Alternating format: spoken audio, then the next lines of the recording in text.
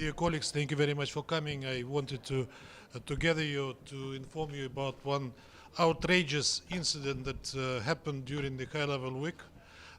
Your colleague, Valentin Bogdanov, the correspondent of the All-Union Tele and Radio Broadcasting Corporation, was going to the press conference of Annalena Baerbock, the German foreign minister, and on the way he asked her a question on something about peace prospects for Ukraine. She preferred not to answer. He continued to follow her without harassing whatever. Suddenly, a German either press officer or a security guard came out and started to assault Mr. Bogdanov with his hands. Valentin asked to leave him alone, but that continued while he was proceeding to the press conference by the German foreign minister. Later we learned that Valentin was stripped of his UN pass. I wrote a letter yesterday to the Secretary General and sent him a personal message saying that this is absolutely unacceptable and we demand that this decision be revoked immediately. The Secretary General promised that he will attend the matter. That's the main reason why I asked you to come here, because we believe that this is again an outrageous incident. If the one that deserves to be stripped of the access to the UN was the German guy assaulting your colleague. Was there any justification for what happened? I have no idea. There is a viral video on the internet. You can watch yourself and then decide for yourself whether it was that was deserving the measures that were taken immediately. We don't know even by whom, but again, I addressed the Secretary General immediately, and we want this to be rectified in the near future. Ambassador, in that meeting you warned of unimaginable escalation if things continue in the direction they're going in the Middle East. What is your message to your allies in Tehran? Look, Iran is a sovereign country. It takes decisions by itself.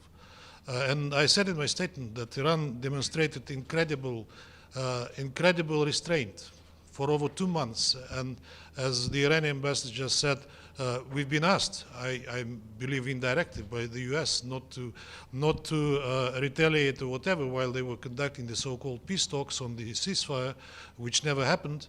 But then, again, I said it in my statement, we have an impression from the statements by our Western colleagues as if the Iranian attack is the beginning, is the start of the whole thing. I mean, it didn't happen in the vacuum. It was preceded by a number of events which still continue, including the recent events in Lebanon, and before that, and now in Gaza. To be puzzled by what happened is at least not becoming of serious people who are following the political and military events in the Middle East. And we've been warning long time, not just us, but many of my colleagues, that what's happening in the Middle East with the conduct of the Israeli military operation may lead to the wider conflict, to its expansion over the whole Middle East, with the potential spillover even further. Mr. Ambassador, do you think Iran alert Russia? Did Iran alert Russia? I don't hear. Did Iran alert Russia before launching its missile attack? I have no idea. Again, Iran is a sovereign country. It takes decisions by itself. There's a media report that says Iran notified Russia before it Can you say it again? Mr. Ambassador, Double standard here. Every Western country talk about the right of Israel to self-defense, Yes. but they deny that right to Iran, Syria. and We other- see double standards everywhere, and that is one of the examples. speaking about sovereign countries and member states, what's your take on the decision by the Israeli government to consider the UN Secretary General a persona non grata, and does the norms of diplomacy and the UN Charter allows them to do such action? I referred to this in my statement today. I think, again, I will use the word for the second time today, outrageous and arrogant, unbecoming for the UN country member that came to existence because of the UN, in fact. I think that the Council should address the issue and should call on Israel to revoke it. How worried are you, Ambassador, by the situation? How worried are you? Just one final question, please. are you by the situation in the Middle East? You've had Very much. decades of experience. What's Very your, much, very simple.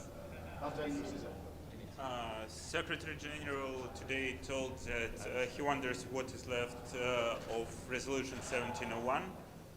So do you think that Security Council needs a new document on de-escalation between Lebanon and Israel? We'll have informal consultations right after the meeting, and we'll see what products may be proposed by council members. But unfortunately, whatever considers Middle East, whatever considers addressing Israel, even indirectly, is being blocked all the time by one country, the name of which you perfectly know. Do you think Israel's actions are trying to influence the U.S. election? That's a question. That's a question that my intellect cannot conquer. Thank you very much. Thank you so